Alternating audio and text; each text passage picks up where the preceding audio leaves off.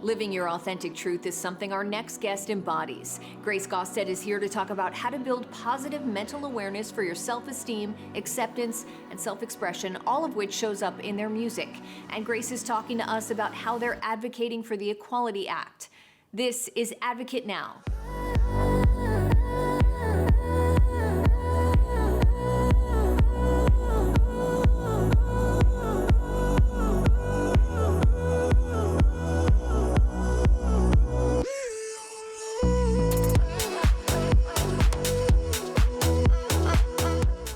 You've released a single called Like a Person, which has kind of become a movement at this point. Can you explain what Like a Person means to you and the message that you're hoping other people take from it? Yeah, absolutely. I think that, people in the LGBTQ plus community for a long time have sort of been, just sort of, they've been pushed aside by society in a lot of ways. They've been marginalized, um, been made to feel like they don't belong. So, Like a Person is sort of a song that reflects this feeling of like, I just want to be treated like a human being, just because of who I love or what I look like or how I identify. That doesn't change, the fact that I am a human being, like you, like the next person, like whomever. It doesn't change it. And so it's like this call, just treat me like a person, treat me like you would treat anybody else that you know. And there's also a component in Like a Person that pertains to sort of like families and the holidays. There's never really been a holiday song for like the community. And I think a lot of people in that community, including myself, often get maybe fearful to go home for the holidays. We have a lot of people have really judgmental families and family members. And for me, it's never been that I don't feel loved, but I do feel judged. And I think a lot of people would agree with that. So I wanted to create a song that also not only said, treat me like a human being, but also a song that sort of filled a void where I didn't feel like there was any representation in the market. Why I feel like swine. I wish I could just fit in one time, just to be defined like a person, yeah, with a purpose, yeah. You bring up such a good point about the fear of like being around family around the holidays. And that's a topic that I think has been not discussed for the longest time and should be. And another topic, mental health, which has been taboo for a long time, but you also advocate for mental health. Why is that something you feel strongly about?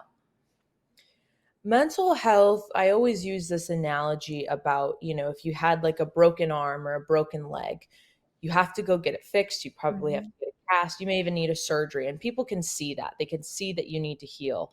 And mental health is no different, but we just can't see it. And so we have this really hard time believing that it's real or, processing it because it's not obvious to us unless you are, sitting or living in it or with it or whatnot.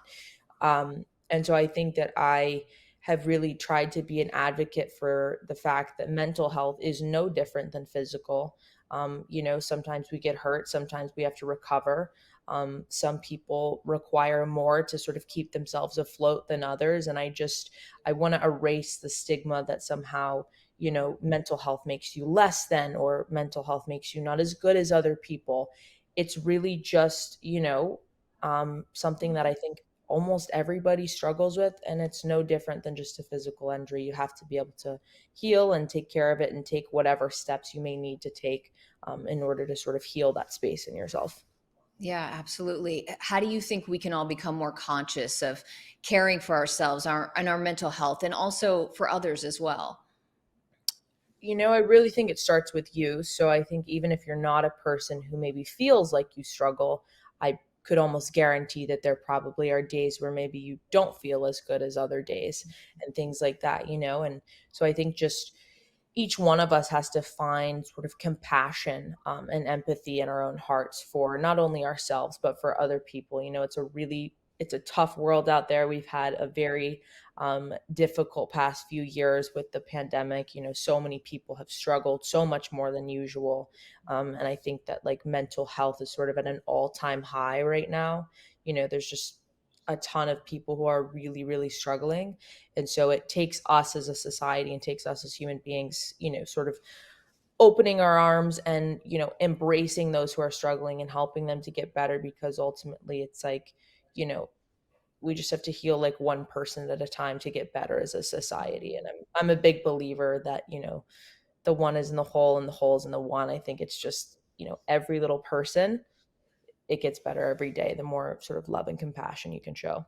I agree 100%. You're also an advocate for positive self esteem reinforcement. How do you think self esteem affects our mental wellness?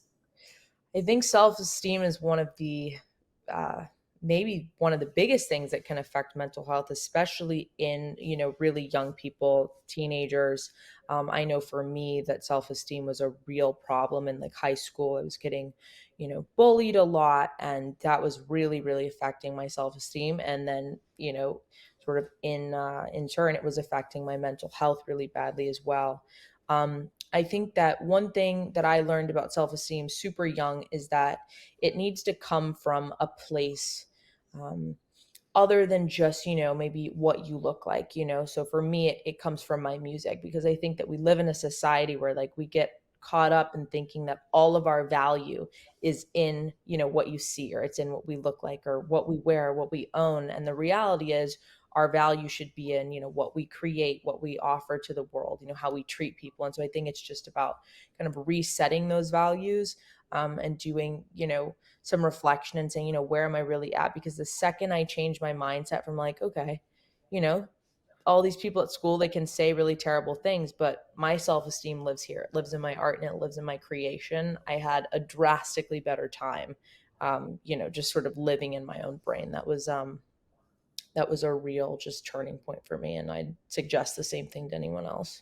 You seem to have done so much healing at such a young age. And when I say healing, I mean, we all have stuff to heal, right?